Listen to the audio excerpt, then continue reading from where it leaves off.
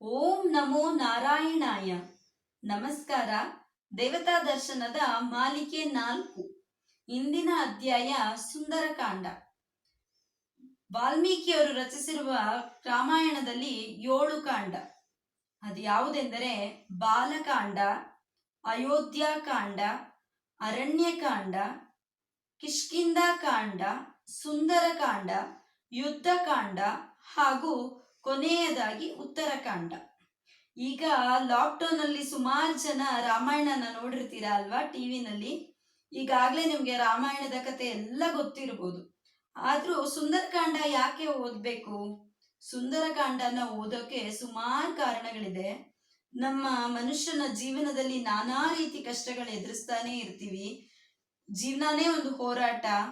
ಜೀವನ ಪೂರ್ತಿ ಕಷ್ಟಗಳು ಎದುರಿಸ್ತಾನೆ ಇರ್ತೀವಿ. ನಾವು ಒಂದಲ್ಲ ಒಂದು ರೀತಿ ಕಷ್ಟಗಳನ್ನ ಎದುರಿಸ್ತಾ ಇರ್ತೀವಿ. ಕಷ್ಟಗಳಿಂದ ಪಾರಾಗೋಕ್ ಸಾಧ್ಯನೇ ಇಲ್ಲ. ಆದ್ರೆ ದೇವರ ದೃಷ್ಟಿ, ದೇವರ ದಯೆ ಅನ್ನೋದಿದ್ರೆ ಕಷ್ಟಗಳನ್ನ ಎದುರಿಸೋ ಶಕ್ತಿ ನಮ್ಮಲ್ಲಿ ಬರುತ್ತಂತೆ. ಎಂಥವರಿಗೂ ಕಷ್ಟ ಅನ್ನೋದು ಬಂದಾಗ ಮೊರೆ ಹೋಗೋದೇ ದೇವರನ್ನ. ಹಾಗಾಗಿ ರಾಮಾಯಣದಲ್ಲಿ ಸುಂದರಕಾಂಡ ಅನ್ನೋದು ಓದಿದ್ರೆ ಮನುಷ್ಯ ಎಂಥ ಕಷ್ಟದಲ್ಲಿರ್ಲಿ, ಯಾವ ಗ್ರಹಗತಿಗಳ ಪೀಡೆ ಇರ್ಲಿ, ಅದರಿಂದ ತಪ್ಪಿಸ್ಕೊಳ್ಬೋದಂತೆ. ವಿಶೇಷವಾಗಿ ಶನಿ ಕಾಟದಿಂದ ಬಳಲ್ತಿರೋರು, ಶನಿ ವಕ್ರದೃಷ್ಟಿಯಿಂದ ತಪ್ಪಿಸ್ಕೊಳ್ಳೋದಿಕ್ಕೆ ಸುಂದರಕಾಂಡ ಒಂದು ರಾಮಬಾಣ ಇದ್ದ ಹಾಗೆ. ಇದು ಸಾಕ್ಷಾತ್ ಶನಿ ಮಹಾತ್ಮನೇ ಕೊಟ್ಟಿರುವಂತ ವರ. ಹಾಗಾಗಿ ಸುಂದರಕಾಂಡನ ಓದೋದ್ರಿಂದ ನಿಮ್ಮೆಲ್ಲ ಕಷ್ಟಗಳು ಪರಿಹಾರ ಆಗುತ್ತದೆ ಅನ್ನೋದಕ್ಕೆ ಬೇರೆ ಇನ್ನೊಂದು ಪ್ರಮಾಣ ಬೇಕೇ ಇಲ್ಲ. ಹಾಗಾದ್ರೆ ವಾಲ್ಮೀಕಿ ಋಷಿಗಳು ಇದಕ್ಕೆ ಸುಂದರಕಾಂಡ ಅಂತ ಯಾಕೆ ಹೆಸರಿಟ್ರು? ಬಾಕಿದೆಲ್ಲ ಬಾಲಕಾಂಡ ಅಂತ ಇದೆ, ಅರಣ್ಯಕಾಂಡ ಅಂತ ಇದೆ, ಅಯೋಧ್ಯಾಕಾಂಡ ಅಂತ ಇದೆ. ಇದನ್ನ ಸುಂದರಕಾಂಡ ಅಂತ ಹೇಳೋದಕ್ಕೆ ಕಾರಣ ಏನು ಅಂದ್ರೆ, ಸುಂದರ ಅಂದಿದ ತಕ್ಷಣನೇ ನಿಮ್ಮ ಮನಸ್ಸಲ್ಲಿ ಬರೋದು ಬ್ಯೂಟಿ ಅಂತ ಹೇಳಿ ಅಲ್ವಾ. ಆಂಜನೇಯನ ತಾಯಿಯಾದ ಅಂಜನಿ ಮಗನನ್ನ ಸುಂದರ ಅಂತಾನೆ ಕರಿತಾ ಇದ್ಲಂತೆ. ಹಾಗಾಗಿ ಆಂಜನೇಯನ್ಗೆ ಇನ್ನೊಂದು ಹೆಸರು ಸುಂದರ. ರಾಮಾಯಣದಲ್ಲಿ ನೀವು ಎಲ್ಲೆಲ್ಲಿ ಹೋಗಿ ಅಲ್ಲೆಲ್ಲ ಆಂಜನೇಯನ ಪಾತ್ರ ಇದೆ. ಆಂಜನೇಯ ಇಲ್ದೆ ಸೀತೆಯನ್ನ ಪಡೆಯೋದಿಕ್ಕೆ ರಾಮನಿಗೆ ಸಾಧ್ಯ ಆಗ್ತಿರ್ಲಿಲ್ವೇನೋ ಬಹುಶಃ. ರಾಮ ಪರಮಾತ್ಮ, ಅವನಿಗೆ ಆಗದೆ ಇರೋಂಥದ್ದು ಏನೂ ಇಲ್ಲ. ಆದ್ರೂ ಹನುಮಂತನ ಸಹಾಯ ಪಡಿತಾನೆ. ಹಾಗಾಗಿನೇ ಹನುಮಂತನ ಮಹತ್ವ ಅಲ್ಲಿ ಎದ್ದು ಕಾಣುತ್ತೆ. ಹನುಮಂತನನ್ನ ನಾವೆಲ್ಲರೂ ಪೂಜೆ ಮಾಡ್ತೀವಿ, ಎಲ್ಲರೂ ಹನುಮ ಜಯಂತಿ ಮಾಡ್ತೀವಿ. ಅಂತ ಹೊತ್ತಲ್ಲ ಸುಂದರಕಾಂಡ ಪಾರಾಯಣ ಅಲ್ಲಲ್ಲಿ ನಮ್ಮ ಭಾರತ ದೇಶದಲ್ಲಿ ಆಗತ್ತೆ. ಹಾಗಾಗಿ ಜೀವನದಲ್ಲಿ ಏನೇ ಕಷ್ಟ ಇರಲಿ, ನಿಮ್ಗೆ ಸುಂದರಕಾಂಡ ಓದಿದ್ರೆ ಖಂಡಿತ ನೀವು ಅದರಿಂದ ಪಾರಾಗ್ಬೋದು. ಈಗ ನೋಡೋಣ ಸುಂದರಕಾಂಡ ಅಂತ ಯಾಕೆ ಹೆಸರಿಟ್ರು ವಾಲ್ಮೀಕಿ ಅಂತ ಹೇಳಿ. ಇಲ್ಲಿ ಎಲ್ಲವೂ ಸು ಅನ್ನೋದು ಸುಪುತ್ರ ಅಂತಲ್ಲ, ಸಂಸ್ಕೃತದಲ್ಲಿ ಬರೋದು ಸು ಅನ್ನೋ ಒಂದು ವಾಕ್ಯವನ್ನ ನಾವ್ ಯಾವಾಗ ಬಳಸ್ತೀವಿ ಅಂದ್ರೆ ಒಳ್ಳೆಯದು ಅಂತ ಅರ್ಥ ಆಗುತ್ತೆ ಸು ಅನ್ನೋದ್ರಿಂದ. ಹಾಗಾಗಿ ಎಲ್ಲವೂ ಸುಖಾಂತ್ಯವಾಗತ್ತೆ ರಾಮಾಯಣದಲ್ಲಿ. ರಾಮನಿಗೆ ಲಕ್ಷ್ಮಣ ಸಿಗ್ತಾನೆ, ರಾಮನಿಗೆ ರಾಜ್ಯ ಸಿಗುತ್ತೆ, ರಾಮನಿಗೆ ಸೀತೆ ಸಿಗ್ತಾಳೆ. ಅದೆಲ್ಲ ಸಿಗುವುದು ಹನುಮಂತನಿಂದ ಮಾತ್ರನೇ. ರಾಮ ಪರಮಾತ್ಮ, ಸೀತೆ ಜೀವಾತ್ಮ ಅಂತೆ. ಹೌದು, ಪರಮಾತ್ಮನಿಗೂ ಜೀವಾತ್ಮಕ್ಕೂ ಒಂದು ಮಾಡೋದು ಈ ಹನುಮಂತ. ಹನುಮಂತ ಇಲ್ಲಿ ಆಚಾರ್ಯ ಸ್ವರೂಪ ಅಂತೆ. ಒಬ್ಬ ಗುರುಮುಖೇನನೇ ನಾವು ಪರಮಾತ್ಮನ ಸೇರಕ್ಕಾಗೋದು. ಅದು ಯಾವುದೇ ಪೂಜೆ ಇರ್ಬೋದು, ಯಾವುದೇ ಶ್ಲೋಕ ಇರ್ಬೋದು, ಹೋಮ ಇರ್ಬೋದು, ಹವನ ಇರ್ಬೋದು, ನಾವು ಗುರುಮುಖೇನ ಹೋದ್ರೇನೆ ಆ ಪರಮಾತ್ಮನ ತಲುಪೋಕ್ ಸಾಧ್ಯವಾಗಿರೋದು. ಆದ್ರಿಂದ ನಾವು ಜೀವಾತ್ಮ, ಅವನು ಪರಮಾತ್ಮ, ನಮ್ಮಿಬ್ಬರನ್ನ ಒಂದು ಮಾಡೋದು ಒಂದು ಶಕ್ತಿ. ಆ ಶಕ್ತಿನೇ ಭಗವಂತ, ಅವನೇ ಆಚಾರ್ಯ. ನಾಳೆ ಗುರು ಪೌರ್ಣಮಿ ಇದೆ. ಹಾಗಾಗಿ ಎಲ್ರು ಗುರುಗಳನ್ನ ಒಂದ್ಸತಿ ಸ್ಮರಣೆ ಮಾಡ್ಕೊಳ್ಳಿ. ಗುರು ಇಲ್ದಿದ್ರೆ ನಮ್ಗೆ ಏನೇನೂ ಸಾಧಿಸೋಕ್ ಆಗಲ್ಲ ಜೀವನದಲ್ಲಿ. ಗುರುಮುಖೇನ ಕಲ್ತಿದ್ದ ಯಾವುದು ಯಾವತ್ತೂ ಮರೆತು ಹೋಗಲ್ಲ. ಹಾಗೆ ಗುರು ಕೃಪೆ ಅನ್ನೋದೊಂದಿದ್ರೆ ನೀವೆಲ್ಲವನ್ನೂ ಜೀವನದಲ್ಲಿ ಸುಗಮವಾಗಿ ನಡ್ಕೊಂಡು ಹೋಗುತ್ತೆ. ಎಲ್ಲನೂ ಸುಗಮವಾಗಿ ಸಾಧಿಸ್ಕೊಂಡು ಹೋಗ್ತೀರಾ ನೀವು. ಹಾಗಾಗಿ ಈ ಆಂಜನೇಯನ ಶ್ಲೋಕವಾದ ಆಂಜನೇಯನ ಮಹತ್ವವನ್ನ ತಿಳಿಸುವಂತ, ಆಂಜನೇಯನ ಮಹತ್ ಕಾರ್ಯವನ್ನು ಮಾಡುವಂಥದ್ದೇ ಸುಂದರಕಾಂಡ. ಕಿಷ್ಕಿಂಧೆಯಲ್ಲಿ ರಾಮ ಲಕ್ಷ್ಮಣರನ್ನ ಮೊದಲನೇ ಸತಿ ಭೇಟಿ ಮಾಡೋದು ಹನುಮಂತ. ಅವರಿಬ್ರು ಒಟ್ಟು ವೇಷದಲ್ಲಿ ಬರ್ತಾ ಇದ್ದಾರೆ. ಸೀತೆನ ಹುಡ್ಕೊಂಡು ಬರ್ತಾ ಇದ್ದಾರೆ. ಸೀತೆ ಕಾಣ್ತಾ ಇಲ್ಲ ಅಂತ ಹೇಳಿ ದಾರಿ ಮಧ್ಯದಲ್ಲೇ ಹನುಮಂತ ಸಿಗೋದು. ಎಲ್ಲರೂ ಕೂತಿದ್ದಾರೆ. ಸುಗ್ರೀವ ನೋಡ್ತಾನಂತೆ ವಟು ವೇಷದಲ್ಲಿರುವ ರಾಮ ಲಕ್ಷ್ಮಣ ಇಬ್ರನ್ನು. ನೋಡು, ಅವ್ರು ಯಾರೋ ಆ ಕಡೆಯಿಂದ ಬಾಣ ಬಿಲ್ಲು ಎಲ್ಲ ಇಟ್ಕೊಂಡು ಬರ್ತಾ ಇದ್ದಾರೆ, ನನ್ಗೆ ಯಾಕೋ ಭಯ ಆಗ್ತಾ ಇದೆ ಅಂತ ಹೇಳ್ತಾನಂತೆ. ಆದ್ರೆ ಹನುಮಂತ ಹೇಳ್ತಾನಂತೆ, ನೋಡು, ಅವರ ಮುಖದಲ್ಲಿ ಒಂದು ಸೂರ್ಯ ತೇಜಸ್ಸಿದೆ, ಅವ್ರು ನಿಜವಾಗ್ಲೂ ಮಹಾಪುರುಷರೇ ಇರ್ಬೇಕು ಈ ಕಡೆಗೆ ಬರ್ತಾ ಇರೋರು. ಅವರು ನಿಜವಾಗ್ಲೂ ನಮ್ಗೇನು ತೊಂದರೆ ಮಾಡಕ್ ಬರ್ತಾ ಇಲ್ಲ. ಇವರೆಲ್ಲ ಮಂಗಗಳು, ಅಲ್ಲಿಂದ ಬಿಲ್ಲು ಬಾಣ ಹಿಡ್ಕೊಂಡು ಬರ್ತಾ ಇದ್ರೆ ಯಾರಿಗಾದ್ರೂ ಹೆದರಿಕೆ ಆಗುತ್ತೆ.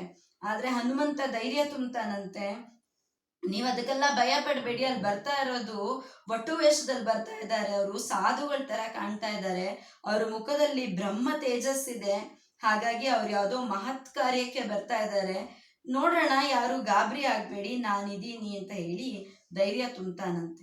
ಹನುಮಂತನ್ನ ಮೊದಲನೇ ಸತಿ ಭೇಟಿ ಮಾಡ್ತಾರೆ.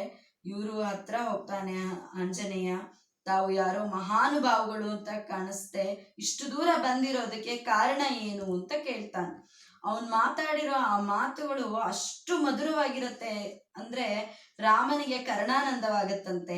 ಆಹಾ ಲಕ್ಷ್ಮಣ, ಕೇಳು, ಇವನ್ ಮಾತಾಡೋದು ಎಷ್ಟು ಚೆನ್ನಾಗಿದೆ ಅಂತ. ಉಚ್ಚಾರಯತಿ ಕಲ್ಯಾಣಿ ವಾಚಂ ಹೃದಯ ಹಾರಿಣಿ ಅಂತ ಹೇಳ್ತಾನಂತೆ. ಅಂದ್ರೆ ಇವನೊಂದೊಂದು ಮಾತು ಉಚ್ಚಾರಣೆನು ಸರಸ್ವತಿ ಹಿಡ್ದಿರೋ ವೀಣೆ ನುಡಿಸಿದ್ರೆ ಯಾವ ಸ್ವರ ಬರುತ್ತೋ ಆ ತರ ಇದೆ. ಇವನು ಒಂದೊಂದು ಮಾತು ಹೃದಯ ಹಾರಿಣಿ, ನನ್ನ ಮನಸ್ಸನ್ನ ಅಷ್ಟು ಶಾಂತಗೊಳಿಸ್ತಾ ಇದೆ. ಹಾಗಾಗಿ ಇಲ್ಲಿ ನನಗೆ ಪರಿಹಾರ ಸಿಗತ್ತೆ, ಇಲ್ಲಿ ನನಗೆ ಸಹಾಯ ಸಿಗತ್ತೆ, ಈ ಕಿಷ್ಕಿಂಧದಲ್ಲಿ ನನಗೆ ಸೀತೆಯನ್ನ ಹುಡುಕೋಕೆ ಸಹಾಯ ಮಾಡೋರು ಸಿಗ್ತಾರೆ ಅನ್ನೋ ಒಂದು ಭರವಸೆ ಸಿಗತ್ತಂತೆ ಅವನಿಗೆ. ಆಂಜನೇಯನ ಹತ್ರ ಮಾತಾಡಕ್ ಕೂತ್ಕೋತಾರಂತೆ. ಅಂಜನಾನಂದನಂ ವೀರಂ ಜಾನಕಿ ಶೋಕನಾಶನಂ ಕಪೀಶಮಕ್ಷ ಹಂತಾರಂ ವಂದೇ ಲಂಕಾ ಭಯಂಕರಂ. ಸುತ್ತಲೂ ನೋಡ್ತಾನೆ, ಕಪಿಗಳ ಮಹಾ ಸೈನ್ಯ, ಇವನೊಳಗಡೆ ಒಂದು ಶಕ್ತಿ ತುಂಬುತ್ತೆ. ಅದು ಖಂಡಿತ ಜಾನಕಿ ಶೋಕದಲ್ಲಿರ್ತಾಳೆ ನನ್ನನ್ನ ಅಗಲಿಸಿ, ಹಾಗಾಗಿ ಅವಳಿಗೆ ಒಂದು ಪರಿಹಾರ, ಒಂದು ದಾರಿ, ನನಗೆ ಒಂದು ದಾರಿ ಲಂಕೆನ ತಲುಪೋದಕ್ಕೆ ಅನ್ನೋದು ಅವನಿಗೆ ಇಲ್ಲಿ ಗೊತ್ತಾಗತ್ತೆ. ಮುಂದೆ ಜಾಂಬವಂತ ಆಂಜನೇಯನಿಗೆ ಆ ಮಹತ್ ಕಾರ್ಯವನ್ನ ಕೊಡ್ತಾನಂತೆ. ನಿನ್ನಿಂದ ಮಾತ್ರ ಸಾಧ್ಯ, ನೀನು ಈ ಪರ್ವತ ಶ್ರೇಣಿನ ಹಾರಿ ಲಂಕೆ ಸೇರಿ ಸೀತೆಯನ್ನ ಕರ್ಕೊಂಡ್ ಬರೋ ಶಕ್ತಿ ನಿನ್ನೊಬ್ಬನಿಗೆ ಇರೋದು ಅಂತ ಹೇಳಿ ರಾಮನ ಹತ್ರ ಆಂಜನೇಯ ಹೇಳ್ತಾನಂತೆ. ಹೌದು, ನೀನ್ ನೋಡಿದ್ರೆ ನನ್ನ ಭಗವಂತ ಸಿಕ್ಕದ ಅನ್ನೋದು ನನ್ನ ಮನಸ್ಸಿಗೆ ಗೋಚಾರವಾಗ್ತಾ ಇದೆ. ನಿನಗಾಗಿ ನಿನ್ನ ದೂತನಾಗಿ ನಾನು ಲಂಕೆಗೆ ಹೋಗ್ತೀನಿ, ಲಂಕೆಗೆ ಹೋಗಿ ಸೀತಾ ಮಾತೆಯನ್ನ ಕರ್ಕೊಂಡ್ ಬರ್ತೀನಿ ಅಂತ ಒಂದು ಸಣ್ಣ ಉಂಗ್ರ ಕೊಡ್ತಾರೆ ರಾಮಚಂದ್ರ ಪ್ರಭುಗಳು. ಅದನ್ನ ತಗೊಂಡಿದ್ದವನೇ ಹಾರು ಬಿಡ್ತಾನೆ, ಸಮುದ್ರೋಲ್ಲಂಘನ, ಅದನ್ನ ದಾಟಿ ಶ್ರೀ ಲಂಕೆ ತಲುಪೋದಕ್ಕೋಸ್ಕರ. ಮಧ್ಯದಲ್ಲಿ ಅವನಿಗೆ ನಾನಾ ಕಷ್ಟಗಳು ಬರುತ್ತೆ. ಮೈನಾಕ ಪರ್ವತ ಬರ್ತಾಳೆ, ರಾಕ್ಷಸಿಯಾದ ದೇವಿ ಸುರಸ ಬರ್ತಾಳೆ, ಆಮೇಲೆ ಸಿಂಹಿಲಿಕ ಬರ್ತಾಳೆ, ಹೀಗೆ ನಾನಾ ಕಷ್ಟಗಳು ಬಂದ್ರು ಅದನ್ನೆಲ್ಲ ಎದುರಿಸ್ಕೊಂಡು ಹೋಗ್ತಾನಂತೆ ಅವನು. ಆ ಶಕ್ತಿ ಇರೋದು ಹನುಮಂತನಿಗೆ ಮಾತ್ರ, ಇನ್ಯಾರಿಗೂ ಸಾಧ್ಯ ಇಲ್ಲ ಅದನ್ನ ಮಾಡೋದಕ್ಕೆ. ಇಂಥ ಸಣ್ಣ ಸಣ್ಣ ಪರೀಕ್ಷೆಗಳನ್ನೆಲ್ಲ ಗೆದ್ದು ಮುಂದೆ ಬಂದಾಗ ಅವನಿಗೆ ಲಂಕೆ ಸಿಗತ್ತೆ. ಆ ಲಂಕೆ ನೋಡಿ ಅವನು ಹೇಗಪ್ಪ ಇದ್ರೊಳಗಡೆ ಹೋಗೋದು ಅಂತ ಯೋಚನೆ ಮಾಡ್ತಾ ಕೂತಿರ್ತಾನೆ. ಎಷ್ಟೋ ಜನ ರಾಕ್ಷಸರು ಅಲ್ಲೂ ಬಂದು ಅವನಿಗೆ ಕಾಟ ಕೊಡ್ತಾರೆ. ಅದನ್ನೆಲ್ಲ ಮೀರಿ ಅವನು ರಾವಣನ ಆಸ್ಥಾನದೊಳಗೆ ಅಂತಃಪುರದೊಳಗೂ ಹೋಗ್ತಾನಂತೆ. ಅಲ್ಲಿ ಮಂಡೋದರಿನ ನೋಡ್ತಾನಂತೆ. ವಸ್ತ್ರಾಭರಣಗಳು, ಅವಳದು ಪಳಪಳ ಮುತ್ತು ರತ್ನ ಹವಳ ಎಲ್ಲ ಹಾಕೊಂಡಿರ್ತಾಳೆ. ಹನುಮಂತ ಸೀತೆನ ನೋಡಿರೋದಿಲ್ಲ, ಹಾಗಾಗಿ ಮಂಡೋದರಿನೇ ಸೀತೆ ಏನು ಅಂತ ಒಂದು ನಿಮಿಷ ಭ್ರಮಿಸ್ತಾನೆ. ಆದ್ರೆ ಅವನ ಚಿತ್ತ ಹೇಳುತ್ತೆ, ಇವಳಲ್ಲ, ರಾಮನನ್ನ ಬಿಟ್ಟು ಬಂದ ಸೀತೆ ಹೀಗಿರೋಕೆ ಸಾಧ್ಯನೇ ಇಲ್ಲ. ಅವಳು ಇಷ್ಟು ಸಂತೋಷವಾಗ್ಲೂ ಇರೋದಿಲ್ಲ, ಇಷ್ಟು ವಸ್ತ್ರಾಭರಣಗಳು ಹಾಕೊಂಡಿರಲ್ಲ, ವೈರಾಗ್ಯ ಮೂರ್ತಿಯಾಗಿದ್ದೇ ಇರ್ತಾಳೆ, ಇವಳಲ್ಲ ಸೀತೆ ಅನ್ನೋದು ಅವನಿಗೆ ಜ್ಞಾನೋದಯ ಆಗತ್ತೆ. ಹಾಗೆ ಹುಡ್ಕೊಂಡು ಬರ್ತಾ ಇರ್ಬೇಕಾದ್ರೆ ಒಂದು ಅಶೋಕ ವನದಲ್ಲಿ ರಾವಣ ಹಾಗೂ ಸೀತೆ ಮಧ್ಯ ಮಾತುಕತೆ ನಡೀತಾ ಇರುತ್ತೆ. ನಿನ್ನನ್ನ ನಾನು ಬಂಧಿಸಿ ಕರ್ಕೊಂಡು ಬಂದಿದ್ದೀನಿ, ಎಲೆ ಸೀತೆ, ನೀನು ಅಬಲೆ, ರಾಮ ಬರೋದಿಕ್ಕಾಗೋದಿಲ್ಲ, ನೀನ್ ನನ್ನನ್ನ ವರಿಸ್ಲೇಬೇಕು ಅಂತ ಹಿಂಸೆ ಕೊಡ್ತಾ ಇರ್ತಾನಂತೆ. ಆಗ ಸೀತೆ, ಇಲ್ಲ, ನನ್ನ ರಾಮ ಇಂದಲ್ಲ ನಾಳೆ ಬಂದೇ ಬರ್ತಾನೆ, ನನ್ನ ಕರ್ಕೊಂಡು ಹೋಗ್ತಾನೆ, ನೀನು ನಾಶ ಹೊಂದುತ್ಯಾ, ವಿನಾಶಕಾಲೇ ವಿಪರೀತ ಬುದ್ಧಿ ಅಂತಾನೆ ನಿನಗೆ ನನ್ನನ್ನ ಹೊತ್ಕೊಂಡ್ ಬರೋಕೆ ಮನಸ್ಸಾಯ್ತೋ ಏನೋ, ನೋಡ್ತಾ ಇರೋ ರಾಮ ಬಂದು ನನ್ನ ಕರ್ಕೊಂಡು ಹೋಗ್ತಾನೆ ಅಂತ ಹೇಳ್ತಾಳೆ. ಇದನ್ನೆಲ್ಲ ಕೇಳ್ತಾ ಇರೋ ಹನುಮಂತ ಮೇಲ್ಗಡೆ ಇದ್ದಾನೆ ಮರದ ಮೇಲೆ. ಇವ್ರನ್ನೆಲ್ಲ ಹೇಳೋ ಮಾತನ್ನ ಕೇಳಿ ಕಣ್ಣಲ್ಲಿ ನೀರ್ ಬರ್ತಾ ಇದೆಯಂತೆ ಅವನಿಗೆ. ಸೀತಾ ಮಾತೆಗೆ ಇಷ್ಟು ಕಷ್ಟ ಕೊಡ್ತಾ ಇದಾರಲ್ಲ ಅಂತ. ಮತ್ತೆ ರಾವಣ ಗರ್ಜಿಸ್ತಾನಂತೆ ಅಲ್ಲಿರೋ ರಾಕ್ಷಸೀರ್ಗಳೇ, ಆದಷ್ಟು ಹಿಂಸೆ ಕೊಡಿ ಈ ಸೀತೆಗೆ. ಅವಳು ಬಾಯಿಯಿಂದ ಹೌದು ನಾನು ರಾವಣನ ವರಿಸ್ತೀನಿ ಅಂತ ಬರ್ಬೇಕು, ನಿಮಗೆ 2 ತಿಂಗಳ ಕಾಲ ಟೈಮ್ ಕೊಡ್ತೀನಿ ಅಂತ ಹೇಳಿ ಹೊರಟೋಗ್ತಾನಂತೆ. ಅಲ್ಲಿಂದ ಇಳಿದು ಆಂಜನೇಯ ಕೆಳಗಡೆ ಇಳಿತಾನಂತೆ. ಇಳಿದು ಬಂದ ತಕ್ಷಣ ಸೀತೆಗೂ ಗಾಬರಿ ಆಗತ್ತಂತೆ. ಇದು ಯಾವ್ದೋ ಕಪಿ ತರ ಬಂದು ನನ್ನ ಮುಂದೆ ನಿಂತಿರೋದು ಯಾರಿದು, ಈ ಕಪಿ ಶ್ರೇಷ್ಠ ಯಾರು, ಯಾವ್ದೋ ಮಾರು ವೇಷದಲ್ಲಿ ಬಂದಿರ್ಬೋದಾ ಅಂತ ಹೇಳಿ ಅವಳ ಮನ್ಸಲ್ಲಿ ಒಂದು ಶಂಕೆ ಏರ್ಪಡತ್ತಂತೆ. ಅವಾಗ ರಾಮ ಕೊಟ್ಟ ಮುದ್ರೆಯನ್ನ ತೋರಿಸಿ, ನಾನು ರಾಮದೂತ, ಅವನಿಗಾಗಿ ಬಂದಿದ್ದೀನಿ, ನಿನ್ನಿಂದ ಪರಿತಪಿಸಲ್ಪಟ್ಟ ರಾಮ ಇನ್ನು ಎಷ್ಟು ದಿನ ತಾನೇ ಅವನ್ ನಿನ್ಗೋಸ್ಕರ ಕಾಯ್ತಾನೆ, ಬಾ ನಿನ್ನ ಕರ್ಕೊಂಡು ಹೋಗ್ತೀನಿ ರಾಮನ ಹತ್ರ ಅಂತ ಹೇಳ್ತಾನೆ. ಆದ್ರೆ ಸೀತಾ ಮಾತೆ ಇಲ್ಲ, ರಾಮನೇ ಬರ್ಬೇಕು, ರಾಮ ಬಂದು ಈ ರಾವಣನ ಸಂಹರಿಸಿ ನನ್ನನ್ನ ಕರ್ಕೊಂಡು ಹೋಗ್ಬೇಕು, ಅಲ್ಲಿವರೆಗೂ ನಾನು ಇಲ್ಲೇ ಇರ್ತೀನಿ, ನನ್ನ ಚೂಡಾಮಣಿನ ತಗೋ ಅಂತ ಹೇಳಿ ತನ್ನ ಕೈಯಲ್ಲಿದ್ದ